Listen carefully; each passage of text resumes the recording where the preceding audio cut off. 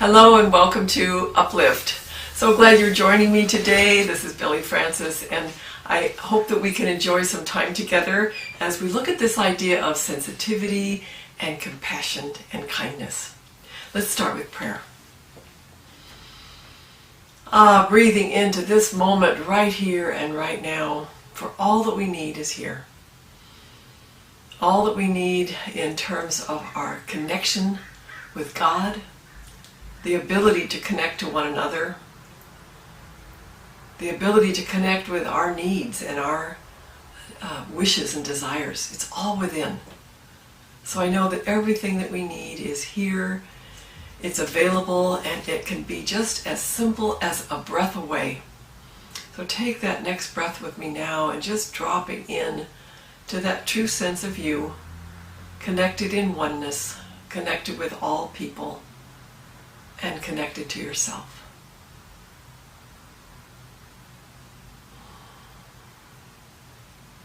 As you wish, bringing your energy and attention back, and perhaps if your eyes have been closed, you can flutter them open.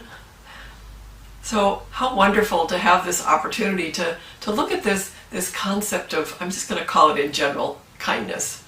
And I'm going to read a little bit from a book that I just love by Wayne Muller. And this is the book which is How Then Shall We Live? Wayne Muller did some wonderful, wonderful work with people really at the end of their lives. And he found what they were saying, what they went through, those people who thought that they perhaps would just slip into their last breath with ease. That maybe wasn't the case. And other people found that they could find their way into the ease of their last breath with awareness. So he helped people in that process. So from this book then, he writes, this is again Wayne Muller, and it's M-U-L-L-E-R. So, what kind of life shall we have? A human birth is a breathtaking gift. This singular life is a pearl of great price. How will we use this precious time? Now that's a question for all of us. And I bet you've noticed, as I have, that right here in the middle of this pandemic, we maybe have even more time to reflect on our values and our priorities. And so we have this chance to do that just on the individual day-to-day choices, but also, generally speaking, how then shall we live? Sloppily careening from one day to the next, getting things done, checking lists off, buttressing our lives against trouble as best we can, until we die weary and wondering whether we ever were awake, ever truly alive at all. Or shall we live not by accident, but on purpose, naming clearly and courageously those things we cherish and creating a life of beauty and love. We know this philosophy that we have, this science of mind and spirit. We know that we can be renewed by our minds, that we can be renewed by our thoughts. And so it's an opportunity to say, how am I living? How am I living? And how do I choose to live? Again from Wayne Muller. Will we walk on the earth gently? Will we care for our children with understanding and wisdom? Will we seek out beauty and give thanks for it? Will we be generous with our talents for the good of all? Will we be patient and thoughtful with others? Will we be courageous in speaking what we know to be true? Will we be awake and alive? Will we leave a legacy of kindness? I know that we all have that capacity. We all have the capacity to choose to be kind, and I think we all have the capacity and the courage to notice that there have been times when we've chosen perhaps not to be kind, or that we know we could have been more kind. So I thought I could share a few concepts of building the capacity for kindness. And again, this is kindness to ourselves as well as kindness to others. The first idea is to truly listen. Set aside your phones and your computers and your laptops long enough to have a conversation with someone you care about. Ask them something. Ask them about their lives. Ask them about something specific that maybe you've always wanted to know about, and then just listen. Be that conduit, really, of kindness. Let that flow through you, back and forth from this other person who's sharing their story, something important or intimate or special in their lives. And your job is simply to receive with interest and with kindness. So that's the first idea, the first step is to truly listen. And the next concept is to really trust your instincts. We have a lot of times when we can be around other people and we kind of know, we have an impulse to be kind. So trust that. Trust that you can extend yourself to other people. Sometimes that's simply a matter of paying attention. It's like looking for opportunities to extend yourself in kindness. We will find it if we look, and that can be something ever so gentle, or it can be something magnanimous, or it can be something simple. So just the idea then is to pay attention to what's happening around you so that you can recognize and react when someone else is in need. The simple things, opening a door, opening a door for someone, running after someone that's maybe dropped something, or certainly running down the airport corridor and saying, you have some toilet paper on your shoe, ma'am? But doing the extra step, looking around, being aware so that we can meet someone else's needs. So first we listen, and then we trust our instincts and pay attention.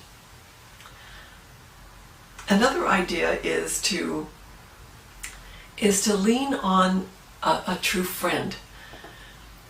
I think especially in this pandemic, I think especially now, our circle of friends maybe is down to a precious few. We don't socialize, we don't go to large gatherings and mix and mingle. I was very good at that, mixing and mingling, and then I realized I wasn't as good at one-on-ones. I wasn't as good at stopping and listening and being present. So this idea now is that's my opportunity, and I think it's an opportunity for all of us to think, who are those special, precious people in your inner circle, and how can you lean on a true friend?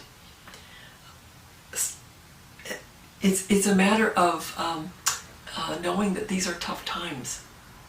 If you've heard of someone who's struggling, you've heard of someone who has a relative in a nursing home and who's in lockdown, yes, of course we care, we can pray, we can know the truth about that situation, but call that friend. Call that friend and say, I've been thinking about you. How are you? I care about you.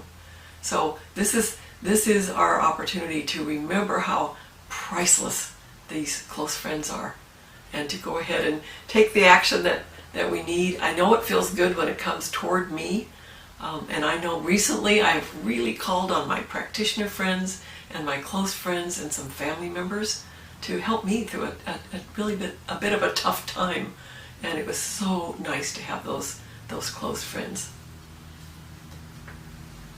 So the other thing then is this whole concept of kindness. To simply be kind. And we know that we can do things randomly. In fact, there's a whole foundation of random kindness that you can absolutely reach out and find out. I think it's literally called the Random Acts of Kindness Foundation. What are some of those things you can do that just kind of flex that muscle in you? Maybe it's just, again, being more aware. But we know that we can pay for the Starbucks order of the people behind us, which I have done, and it's great fun. And things like we can just be aware, things to pay more attention to. How can we exercise some kindness? So how about the last part of this? And I don't want to not mention this, and that is certainly to take the time that you need to reflect and to heal. It is just as important to practice self-compassion as it is to practice compassion for others. Reflecting on our lives and resolving anything that makes it hard to feel deeply or sincerely, that's the key. We want to be able to feel deeply and sincerely. And that starts with extending that to ourselves. So how are you doing with that? How are you doing when it's hard right now to navigate all the changes we've had to make, and working from home, and oh my gosh, maybe the kids are in school down the hall, on their computers, whatever you're going through. Please give yourself a break. Please remind yourself to be patient with yourself and compassionate towards yourself. So you're withholding then judgment. That's key. Remembering that our experience is just part, of us building an exercise in building self-compassion. So it takes practice. We have to build on it. So what do you think? A daily practice, perhaps? Could you consider that at the end of the day, that you just reflect and say, where did I come through, or where did I do my best? Or how can I just extend compassion, even though the day didn't really turn out the way I had hoped? Hopefully we can extend that extra compassion to ourselves, just as we're now willing to look for others. What are their needs? How can those special friends of ours know that we care about them? And how can we do that through listening? All those things we want to do, but I'm truly inviting us all to extend that listening to ourselves, listening to our highest wisdom. That's the value, isn't it, of prayer and meditation. Stop, listen to that highest wisdom self that knows your value, knows your heart, knows that love is the truth about you. So we stop and listen for that. We stop and take time to notice. Catch yourself doing something right. It's so easy to do the opposite. So we want to spend a little more time and attention on that. Plenty of time to do this. I know we're busy, but there's plenty of time in between the doingness to just be and value ourselves. So there's actually places to go to search out some self-care options. You could do that. I suppose we could just Google self-care. How do I extend more self-care to my well-being, and which of course helps everyone, right? What is that expression about happy wife, happy life, happy mother, happy other? I mean, it's just so true that when we take care of ourselves and nurture ourselves, that everyone around us is supported. And what kinds of things do you love? Do you love nature? We're so fortunate in Southern California. We can walk outside in the middle of February and just be comfortable. Do you love to be out, and are you doing it? Are you getting out in nature? Are you connecting with friends? Are you taking time to do something creative? Maybe you like to paint. Maybe you like to write. Taking the time to do that, it builds for all of us the capacity to treat ourselves more gently, with more sensitivity, and certainly with more kindness. I'm hoping that through me talking to myself, which that's what happens, right? We get on the uplifts, or even on a Sunday talk, we're so much talking to ourselves, and we're trying to remember what we know, and what we know is that God is good all the time. So I hope by me talking to myself, and that perhaps you've gleaned some things to ponder, that you do that, and let's close our time together in prayer.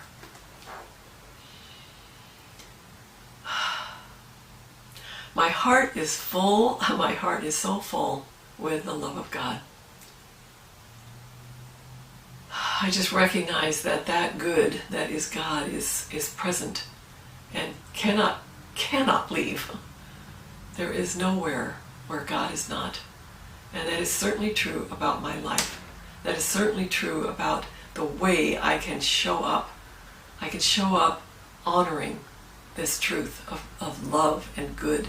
I can show up extending myself for the well-being of others. I can show up valuing the very life I've been given. Just saying, yes, God, in me you are well pleased. To just know that. And I know that as I do this today, I know that it absolutely builds that bridge, that I'm heading toward the end of life, we all are, that we know that we lived well, that we can answer that question, how then shall we live? And we know that it's with kindness and sensitivity and joy. So we're doing that now, and we're grateful now that we have that capacity to choose again a new thought about our lives, a new thought about our capacities, a new understanding. So we're so grateful that this is our prayer, that this is what we know, that we come full present into our lives in great gratitude. And so for this good, and for the good that we are, and the good that we extend beyond ourselves to others, I am so very grateful. I release this, I know it is done, and so it is. So thank you, Vision friends and family. We're so, again, grateful that we have this chance to meet. We meet every day at 1 o'clock on this Uplift program. And I wish you a beautiful, sensitive, kind day and week. Thanks so much.